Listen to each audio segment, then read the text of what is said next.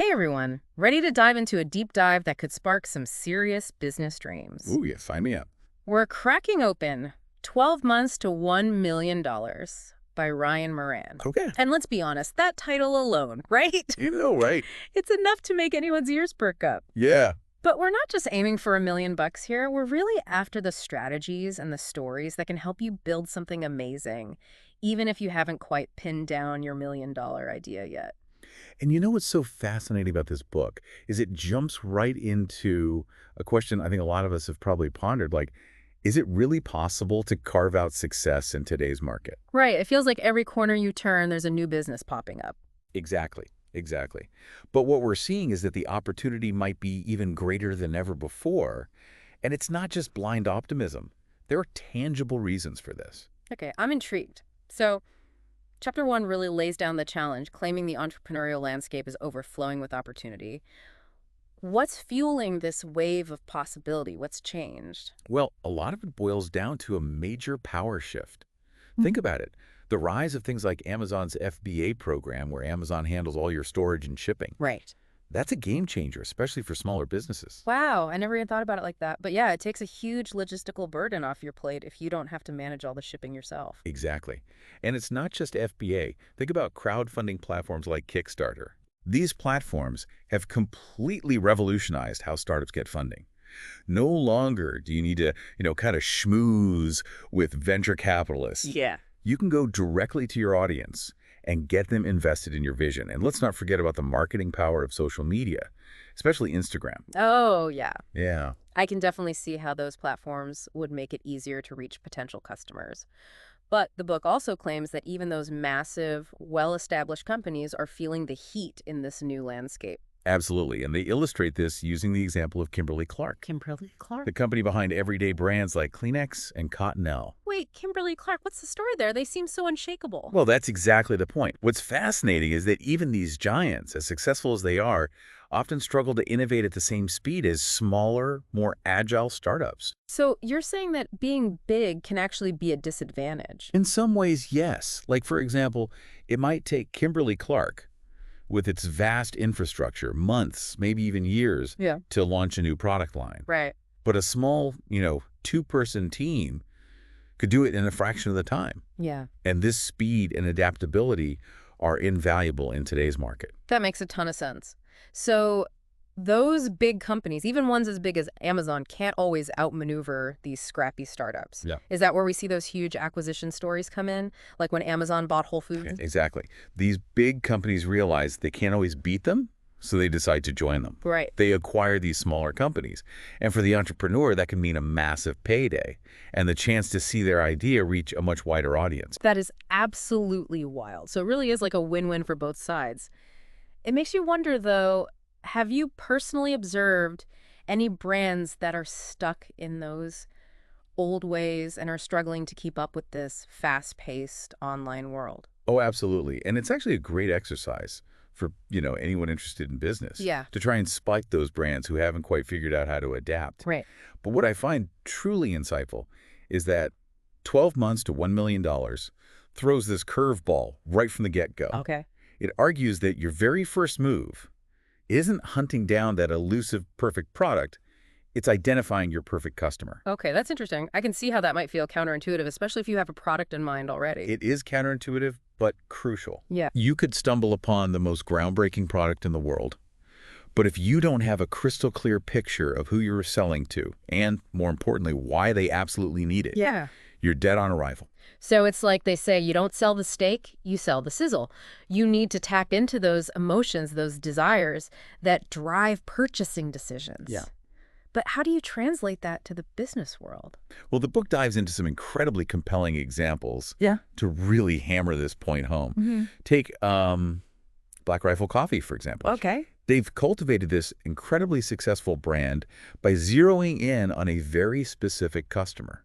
Conservative, pro-gun coffee drinkers who resonate with their message. They've gone beyond just selling coffee. Right. They're selling a feeling of belonging, an identity. Wow. So they've really tapped into this whole other level of connection that goes beyond just the product itself. It makes you realize how powerful that sense identity can be when it comes to like building a loyal customer base. Absolutely. And, it's not just Black Rifle Coffee. Think about Dollar Shave Club. The founder, Michael Dubin, came from a comedy background, and that turned out to be a huge asset. That's so interesting. I wouldn't have made that connection right away. Right. He understood humor. He knew how to deliver a message with, like, impeccable timing. And most importantly, he knew how to connect with their target audience on a deeper level because he understood what made them laugh. It's like he had this inbuilt intuition about what would resonate with their ideal customer. Precisely. Yeah. And then you look at, like, Miller Lite. Their whole Triple Hops Brewed campaign, if you really dissect it, wasn't even really about the beer itself. Right. It was about painting a picture of the kind of person who drinks Miller Lite. Interesting. They were appealing to a mindset. Wow, I never even thought about it like that. So it seems like every detail, every marketing decision needs to tie back to that understanding of your customer. It's about understanding your audience's pain points, their aspirations, their deepest desires. And speaking of nailing your customer persona, the book talks about poopery, which is like the perfect example. Okay, so for anyone who maybe hasn't experienced the joy of poopery yet, what's the story there? So you've probably seen their hilarious and, let's be honest, slightly irreverent ads. Their success stems from this brilliant combination of things. First, they identified a universal problem: bathroom odors. Right. Let's face it, everyone's been there. Right.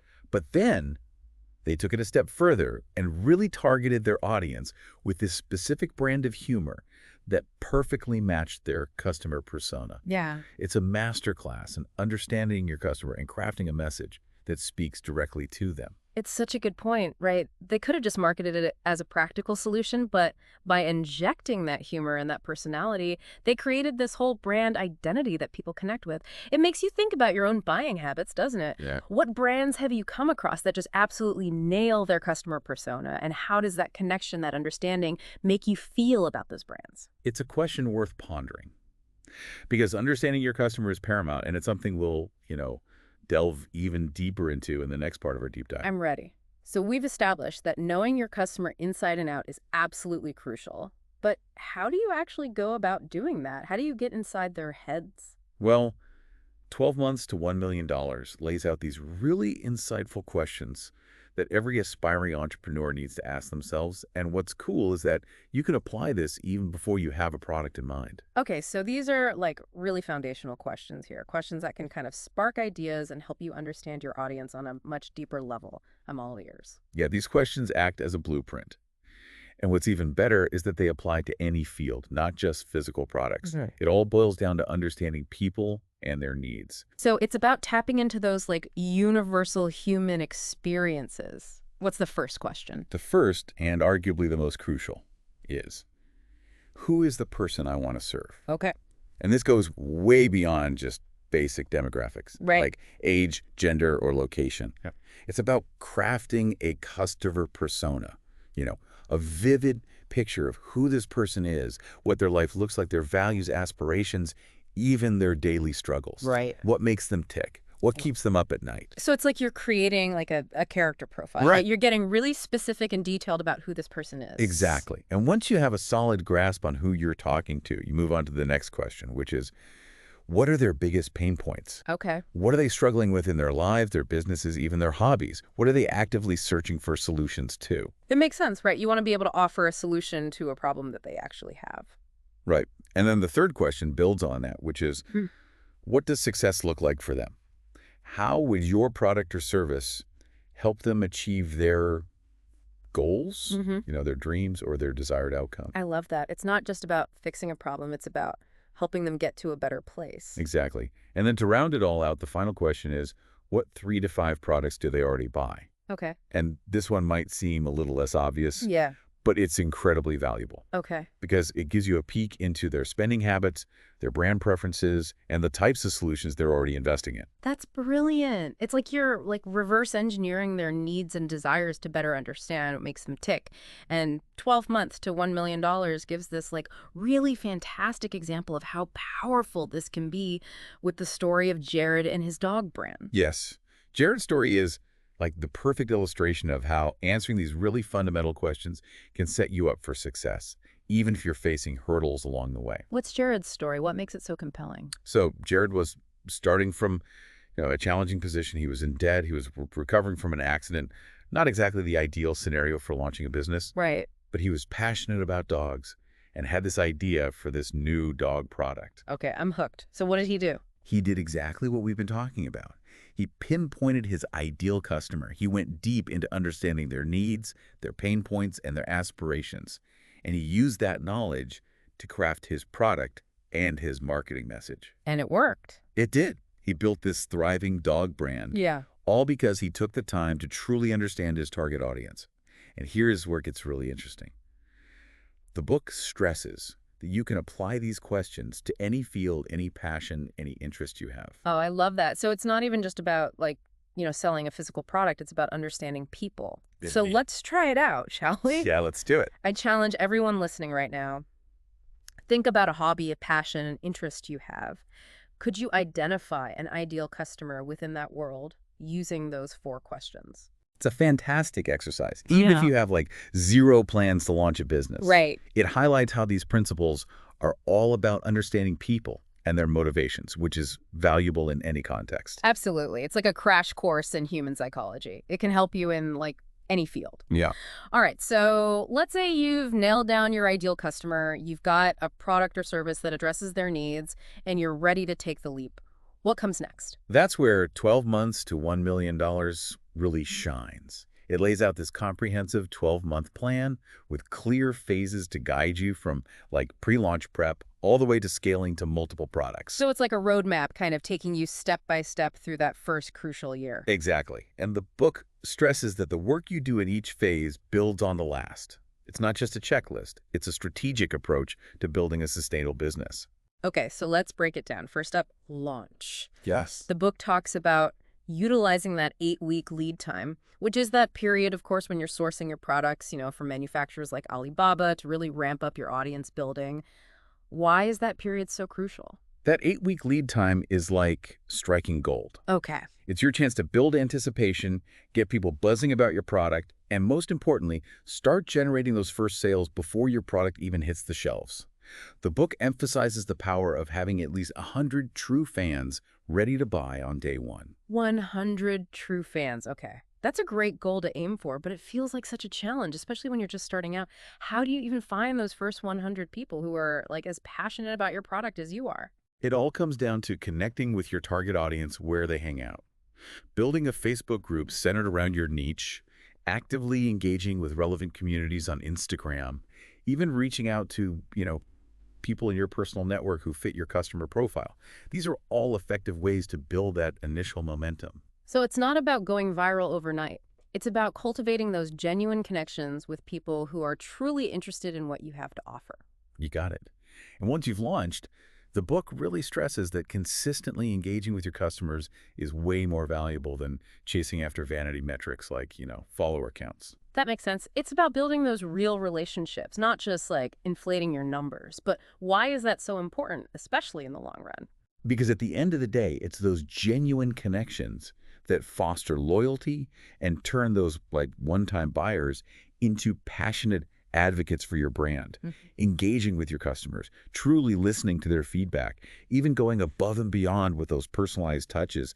These are the things that create a loyal following. It's like you're building a tribe of people who trust you and believe in what you're doing. Exactly. And that translates into more sales, positive reviews, and a brand that people are genuinely excited to support. Mm-hmm.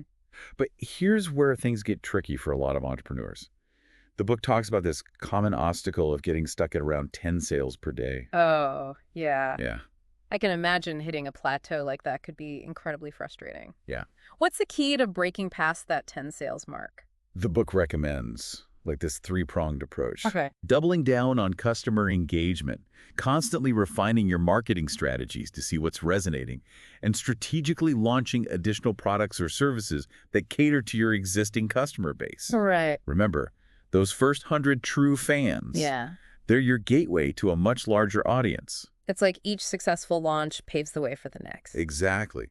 And speaking of, adapting and finding those unexpected opportunities, the book tells this really fascinating story about a brand called Cozy Phones. Cozy phones. Okay. I have to admit, I'm not familiar with that one. What do they do? So they make these soft, comfy headbands with built-in headphones. Okay. Perfect for working out, traveling, or even just relaxing at home. But what's really interesting is that they kind of stumbled upon this niche market they hadn't even considered, which was kids with autism and sensory processing disorders. Oh, wow. That's Yeah. incredible. So their product took on this whole other level of meaning for a whole new audience. What's the lesson there, especially for entrepreneurs who might be like laser focused on one specific market? I think Cozy Phone Story is just a great reminder that sometimes the market kind of guides you in ways you never anticipated. Yeah. You know, it underscores the importance of being receptive to feedback, being Hmm. willing to adapt your strategies, and even uncovering new applications for your product that you hadn't even considered before. It's like they say, when the student is ready, the teacher appears. Hmm. Maybe that applies to businesses too. But 12 months to $1 million isn't just about navigating those early stages. Yeah. It also tackles the bigger picture that what happens after you hit that $1 million milestone question. That's what I love about this book. It doesn't shy away from those bigger questions about entrepreneurship, about life. And one of the most powerful ideas I think it presents is that you hold the cards when it comes to scaling your business, Yeah. selling it, or even pivoting to something completely different. That is such a huge mindset shift because it's so easy to get caught up in the hustle, the day-to-day grind of building a business that you forget you actually have choices, like you are in control. Precisely. And so many entrepreneurs, they get stuck on this treadmill of constantly striving for more, more, more, that they kind of forget to step back and ask themselves, what kind of life do I actually want to create? Yeah, it's not just about the numbers. It's about finding that alignment between, business success and personal fulfillment. Exactly. Yeah. And that's what makes Ryan Moran's story and the stories he shares in the book so compelling. He's very open about the fact that his journey involves some pretty unexpected twists and turns, even after achieving significant financial success. That's so interesting because it makes you realize that, like, the pursuit of a fulfilling life doesn't just end when you hit a certain financial target, right? Right. It's this ongoing process of discovery and growth. Well said, yeah. This This deep dive has been about so much more than just building a business. It's been about understanding ourselves and like the impacts we can have on the world around us. It's been eye-opening, insightful, and honestly incredibly motivating. So as we wrap up, I have one final question for you and for everyone listening. What resonated with you most today? What idea, what story, what insight sparked something within you? Hold on to that spark because it just might lead you to something extraordinary.